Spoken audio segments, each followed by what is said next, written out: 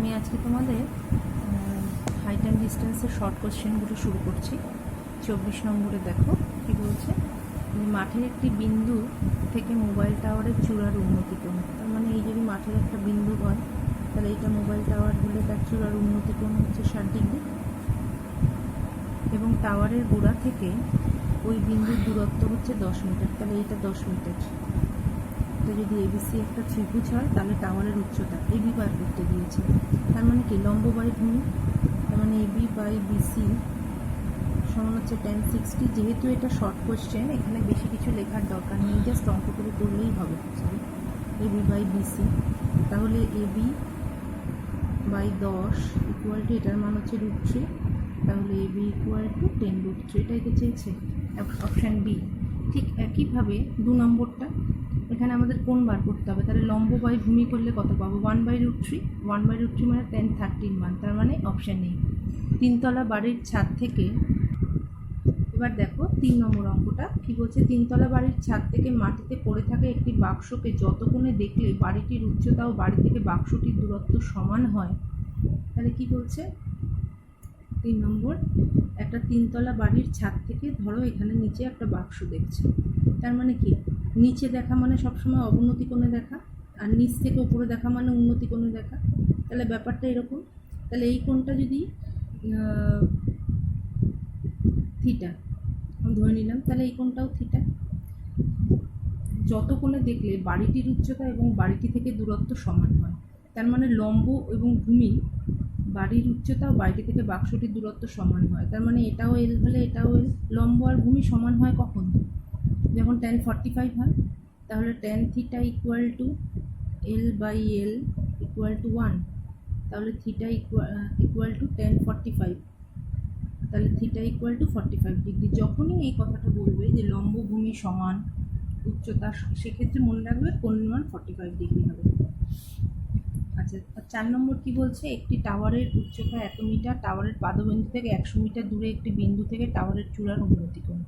তা তো বলেই দিল, এটা ভূমি হচ্ছে 100, উচ্চতা হচ্ছে 100√3, তাহলে মানে লম্ব হচ্ছে 100√3, তাহলে কোণ কত হবে? 60 ডিগ্রি। একটি পোস্টের ভূমিতলের ছায়ার দৈর্ঘ্য পোস্টের উচ্চতার √3 গুণ হলে সূর্যের উন্নতি কোণ কত হবে? আচ্ছা দেখো, এবারে দেখো, যদি যখন খুব ভালো করে বুঝবে, যখন পোস্টের ভূমিতলের ছায়ার দৈর্ঘ্য পোস্টের উচ্চতার এত গুণ, তার মানে ভূমিটা হচ্ছে বড়, লম্ব যদি বড় হয়, লম্ব যদি ছোট হয়, উচ্চতা যদি বড় হয়, তার মানে ট্যানের মানটা তখন কী হবে? ছোট হয়ে যাবে, তার মানে 1/√3 হবে, সেক্ষেত্রে 30 ডিগ্রি। আচ্ছা, কোনটা সত্য কোনটা মিথ্যে? ত্রিভুজ এবিসি এর কোণ বি। আচ্ছা, তাহলে আমি এখানটা নিচ্ছি বি নাম্বার, বি এর 1, এইটা হচ্ছে 90 ডিগ্রি।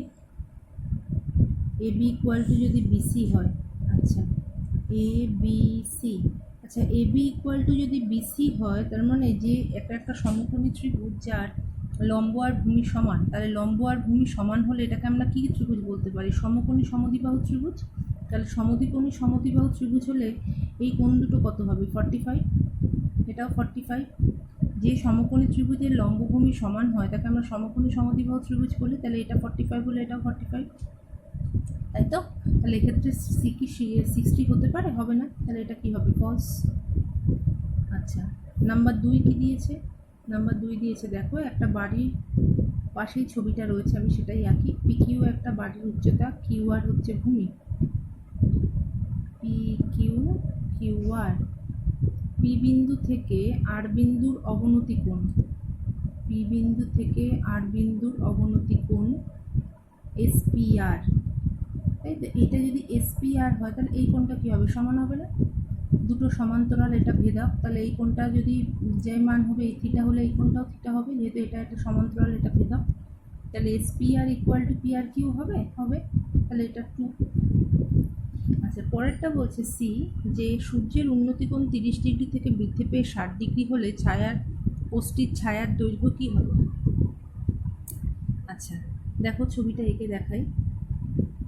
1 নম্বর, আচ্ছা সি এর 1 নম্বর, সূর্যের উন্নতি কোণ প্রথমে ছিল 30 ডিগ্রি, তাই তো? তারপরে কি হয়ে গেল?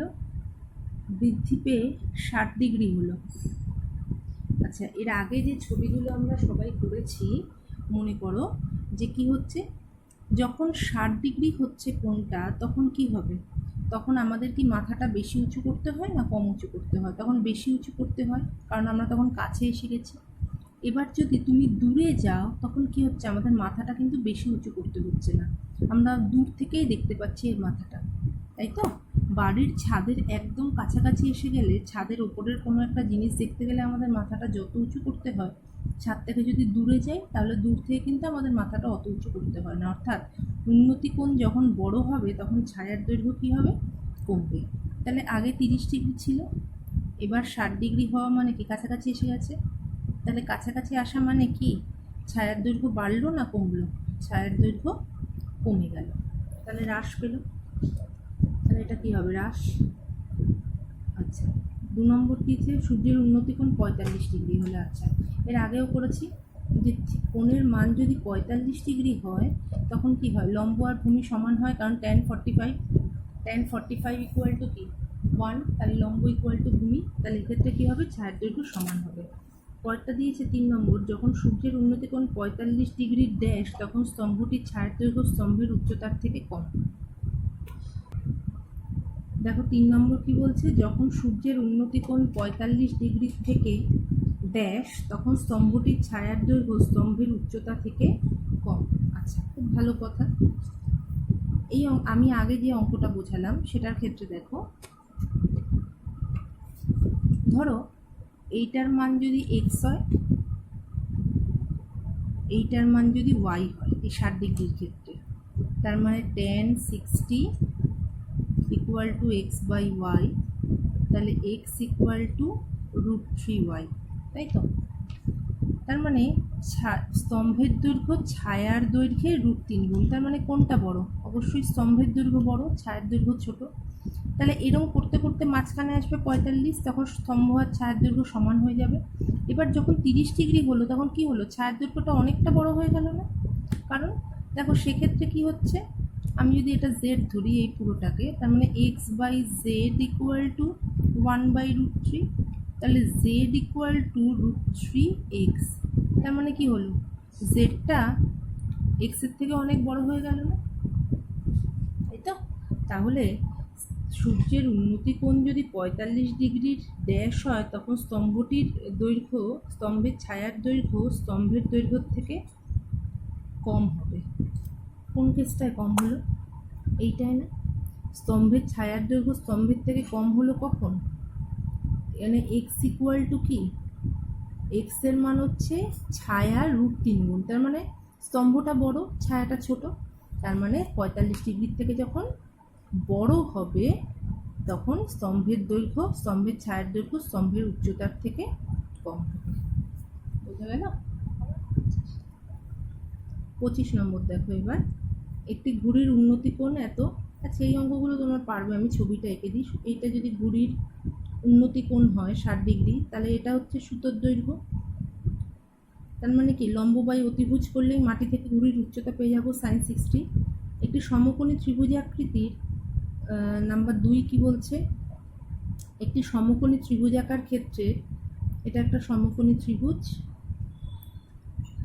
এবিসির এসির দৈর্ঘ্য 100 মিটার, তাহলে এসি হচ্ছে অতিভুজ, এটা হচ্ছে 100 মিটার, এবং এবি সমান হচ্ছে 50√3 মিটার, তাহলে এটা হচ্ছে 50√3 মিটার হলে কোণ সি এর মান কত?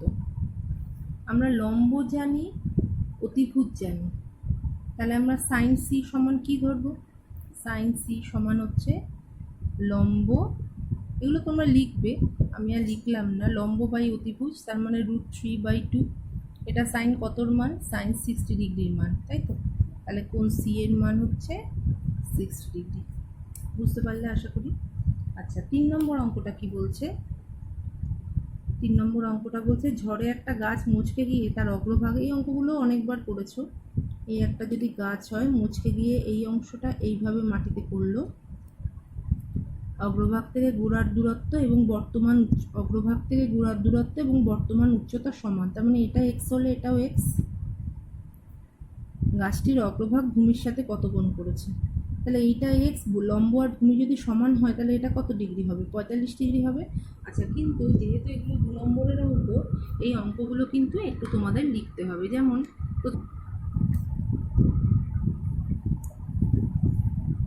দেখো, তাহলে এখানে কিভাবে লিখবে, যে এ বি একটা গাছ, যেটা সি বিন্দুতে গাছটি ভেঙেছে এবং ভাঙা অংশটা মাটিতে পড়েছে, যেখানে সিডি হচ্ছে ভাঙা অংশ, এবং মাটি থেকে গোড়ার দূরত্ব হচ্ছে, গাছ থেকে গোড়ার দূরত্ব হচ্ছে বিডি সমান এক্স, এবং বর্তমানে গাছটির উচ্চতা বিসি সমান এক্স, যেটা সমান, যেহেতু লম্ব আর ভূমি সমান, তাহলে এই কোণটা কত হবে? tan 45 degree. tan 45 equal to লম্ব বাই ভূমি ইকুয়াল টু 1। আচ্ছা, 4 নম্বরটা কি বলছে? বলছে সমকোণী ত্রিভুজের কোণ বি হচ্ছে 90 ডিগ্রি। তাহলে এই যদি একটা সমকোণী ত্রিভুজ হয়, তার কোণ বি হচ্ছে 90 ডিগ্রি। এ বি এর উপর ডি এমন একটি বিন্দু, এ বি এর উপর ডি এমন একটা বিন্দু যাতে A B is to BC is to BD equal to √3 is to 1 is to 1 হয়, তাই তো? আচ্ছা, তাহলে AB is to BC, তাহলে AB is to BC এটা বলেছে। আচ্ছা, আর কোণ ACD আমাদের বার করতে হবে, আমরা এটা যোগ করলাম। ACD এই কোণটা আমাদের বার করতে হবে, ঠিক আছে? আচ্ছা, প্রথমে দেখো আমরা কি পেয়েছি, AB বাই BC। আচ্ছা, প্রথম অনুপাতটা কি আছে, AB by BC equal to √3। তার মানে √3 মানে হচ্ছে tan 60 ডিগ্রি, ঠিক আছে? তাহলে AB লম্ব বাই ভূমি ইকুয়াল টু হচ্ছে tan যদি 60 হয়, তাহলে এই কোণটা আমরা কত পাচ্ছি, অর্থাৎ কোণ ACB সমান 60 ডিগ্রি পাচ্ছি, ঠিক আছে? এবারে পাচ্ছি BC is to BD বা BD is to BC। এবার এই ত্রিভুজটা নিচ্ছি,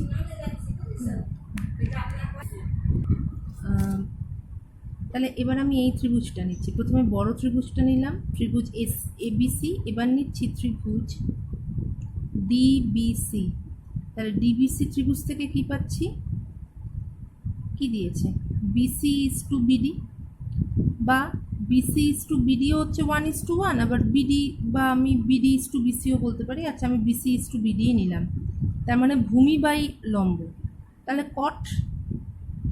তাহলে এই ছোট কোণটাকে যদি আমি থিটা ধরে নিই, তাহলে কি পাচ্ছি, কট থিটা ইকুয়াল টু, এখানটা ট্যান থিটা লিখে দাও, তোমাদের ট্যান আলফা এটা লিখে দাও। তাহলে কট থিটা ইকুয়াল টু কি পাচ্ছি, BC by BD equal to 1। দুটোর মানই তো 1 is to 1। তাহলে এটা কট কতর মান, কট 45। তাহলে থিটার মান হলো 45 ডিগ্রি। তাহলে এই যে কোণটা আমাদের বলেছে, কোণ ACD, এই কোণটা কি, বড় কোণটা মাইনাস থিটা, অর্থাৎ আলফা মাইনাস থিটা, তার মানে 60 মাইনাস 45 ইকুয়াল টু 15 ডিগ্রি। পরেরটা কি বলছে দেখো, যে একটি স্তম্ভের ছায়ার দৈর্ঘ্য এবং স্তম্ভের উচ্চতার অনুপাত। আচ্ছা, অনুপাত দিলেই আমরা কি করবো, একটা সাধারণ অনুপাত ধরে নিতে পারি। আচ্ছা, এক্ষেত্রে এই আগের অঙ্কটা তো একটা সাধারণ অনুপাত ধরে নাও, সুবিধা হবে। সাধারণ অনুপাত যদি এক্স হয়, তাহলে 3x বাই এক্স, ঠিক আছে? এখানেও তাই করো, এক্স বাই এক্স, এটা এরকম করে নিতে পারো। তাহলে এখানেও তাই, একটি স্তম্ভের ছায়ার দৈর্ঘ্য স্তম্ভের উচ্চতার অনুপাত √3 is to 1। তার মানে একটা হচ্ছে √3x, একটা হচ্ছে এক্স। তাহলে ছায়ার দৈর্ঘ্যটা বড়, স্তম্ভের উচ্চতাটা ছোট, তাই তো? তার মানে লম্ব বাই ভূমি হচ্ছে এক্স বাই √3x, মানে 1 বাই √3, তার মানে কত, tan 30 ডিগ্রি। তাহলে সূর্যের উন্নতি কোণ হচ্ছে tan 30 ডিগ্রি। এই অঙ্কটার ক্ষেত্রে শুরুতে লিখে নিয়ে, যে ধরি সাধারণ অনুপাত এক্স, তাহলে AB এইভাবে লিখে নিই, ধরি সাধারণ অনুপাত এক্স, তবে AB equal to √3x, BC equal to x, BD equal to x. এটা এইভাবে লিখি, তাহলে সুবিধা হবে অঙ্কটা করতে তোমাদের, ঠিক আছে? তাহলে আমাদের এই চ্যাপ্টারটা কিন্তু শেষ হয়ে গেল। যদি কারোর কোনো অসুবিধা থাকে আমাকে গ্রুপে জানাবে।